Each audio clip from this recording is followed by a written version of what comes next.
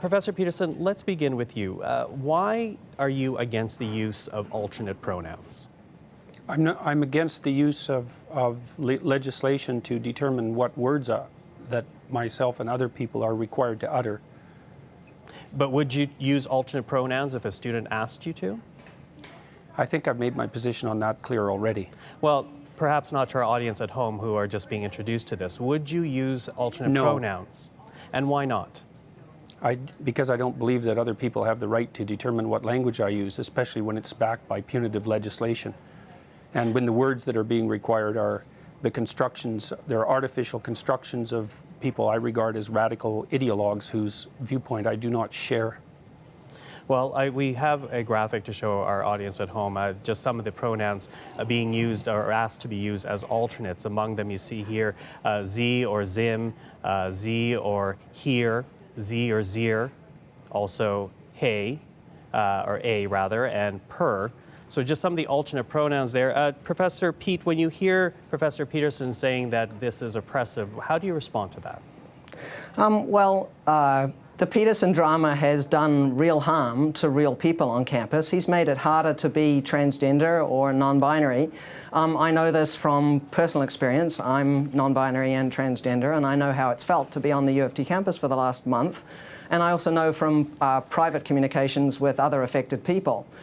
You know, in New Zealand, where I grew up, academics have a statutory role enshrined in the Education Act to be a critic and conscience of society. So I think that's an idea worth exporting to Canada. So I'd like to give Peterson about a B+ for his critic role recently, and an F for the conscience part. A student once said to me when I finally obtained tenure, "Now, Professor, now that you have obtained superpowers, you must agree to use them for good, for peace and justice." So I invite Peterson to start doing more of that. Well, Professor Peterson, those who are asking for this alternate use of alternate pronouns, they are saying it boils down to respecting their human rights. How do you respond to that? I don't think it boils down to respecting their human rights.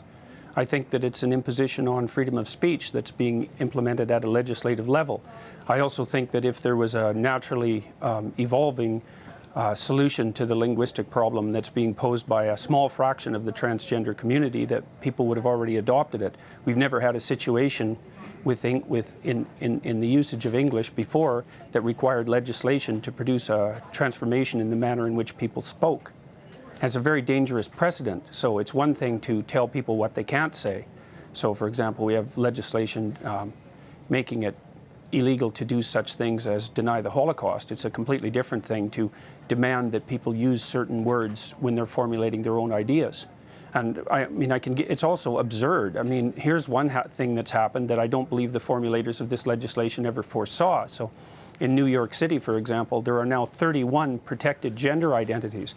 And I see no reason whatsoever why each of those gender identities can't demand the use of their own pronoun. And that absurd things like that have been happening on the University of Michigan campus, for example, where students have been given permission to tell faculty members and others what pronouns they're to be addressed by, and they're multiplying rapidly out of control. So the law is bad from an ethical perspective. It's sloppily written, and besides that, the solution that it imposes is practically untenable. Well, sorry, excuse me for jumping in, but I want to bring in Professor Pete here, because we did show those words to our audience at home, and perhaps the control room can show it to our audience once again. When you look at those alternate pronouns, I think it's fair to say that some people will see that at home and see that as very unwieldy, if you will. What do you say to those types of criticisms, including the one you just heard from Professor Peterson? Well, I'd like to encourage people struggling with this to be kind as their first impulse. You know, we call somebody what they want to be called in our society. For instance, I don't call somebody Julie if they prefer to be called Jordan. That's just basic human courtesy. Here's a great little tip for people who are despairing at the possibility of remembering all those pronouns. What I do is just program in the pronoun next to the person's name in my smartphone. So whenever I'm out and about and I've forgotten whether one of my trans friends uses Z or Zer or they or them or something else, I just look it up and it's really super easy. One thing I'd like you to really look at in regard to this controversy is to watch out for who's getting centred in a discussion.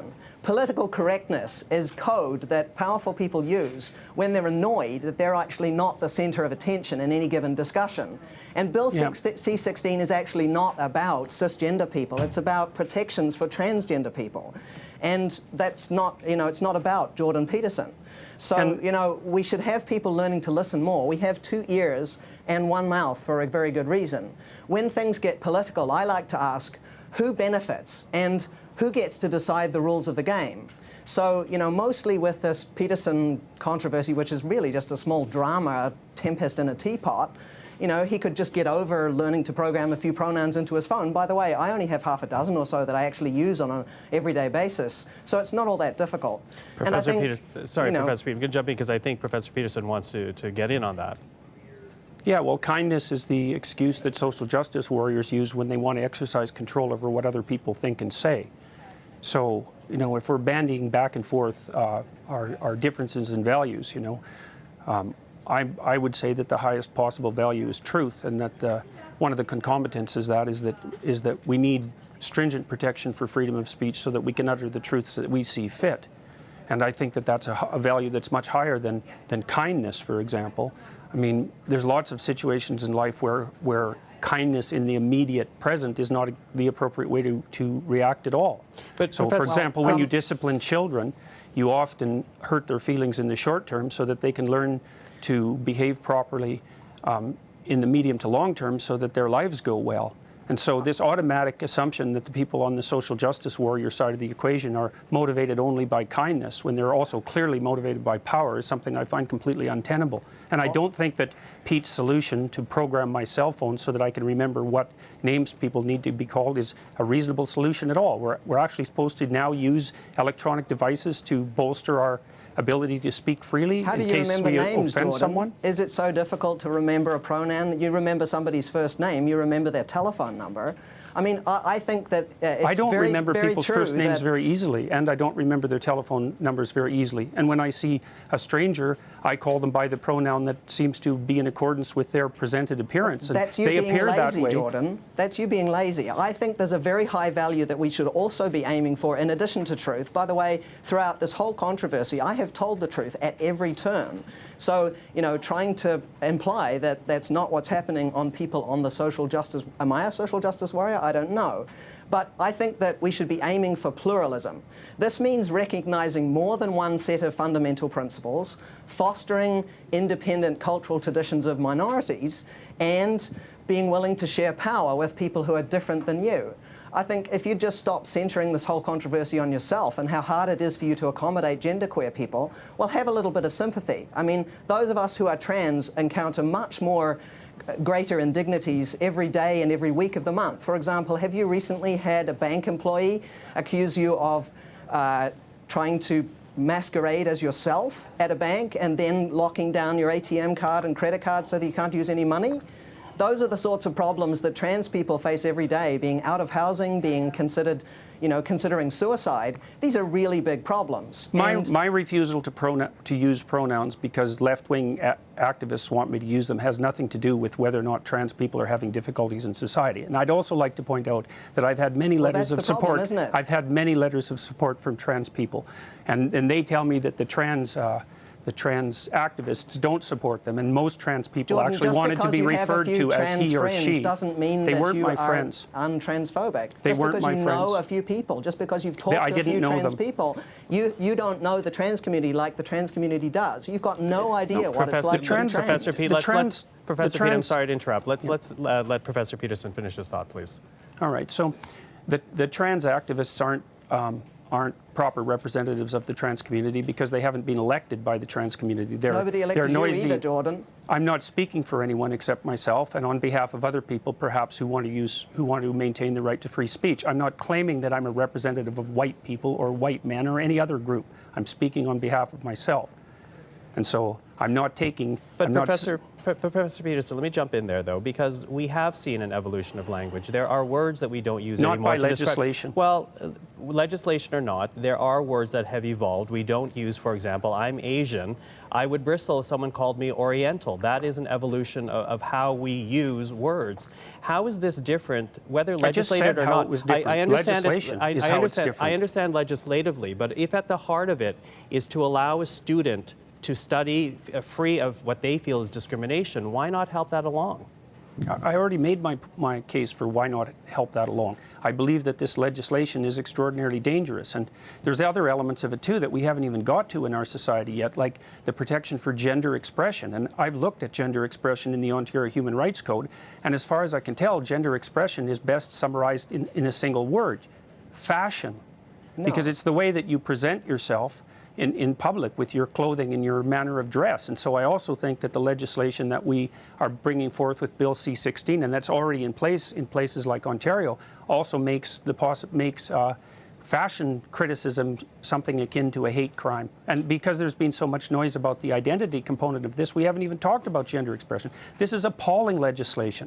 And the idea that referring to someone by the pronoun of their choice is going to radically improve their status in society or their mental health is a completely unproven assumption. I think it'll have exactly the opposite effect. Professor Pete, I want to ask you, because it's been brought up a couple of times, to Professor Peterson's point, if this was so popular, if this was so needed, there would be a natural evolution. There wouldn't be need for legislation. Why the need for legislating this as opposed to allowing it to evolve naturally? Well, Bill C-16 and the Ontario Human Rights Code do not actually legislate pronoun usage. They don't specify 31 genders or anything of the kind. But let me jump in, though. The university is essentially telling, at this point, its human resources people to use alternate pronouns, in a way legislating their staff to do this. No, wait, the legislation the legislation also requires it, and the university made clear their concordance with that assumption on my part by mentioning in the letter that asked me to silence myself that I'm required to act in accordance with the provisions of the Ontario Human Rights Act. And so the university knows full well that the legislation does precisely what I suggest it does. It's not written precisely in Bill C-16, it's written in the Ontario Human Rights Code. And if you read the Ontario Human Rights Commission policies on such things, you'll see very rapidly that utilization of preferred pronouns is part of the legislative package. So they're actually, if you read the legislation, Jordan, you will find out that they're actually called correct pronouns. There's no preference about this. There is on the Ontario. There is on the Ontario Human Rights Commission website where the policy is laid out, and if people don't believe that, they can just go look themselves. Professor Pete, when you hear that this is a free speech issue, that you hear Professor Peterson in this case essentially saying that he doesn't want to be legislated to adopt new language, what's your response to that? Well, I share a number of Jordan's concerns about freedom of speech and academic freedom on campus. These are both very, very important principles, and they should apply regardless of what kind of politics you like. For example, if you're a left-winger or a right-winger or an up-winger or a down-winger or whatever it is. But you know, the reason why we have laws that protect academic freedom and freedom of speech is primarily to prevent government interference in individuals' lives, in their business. It's there really mostly to protect against a form of structural violence.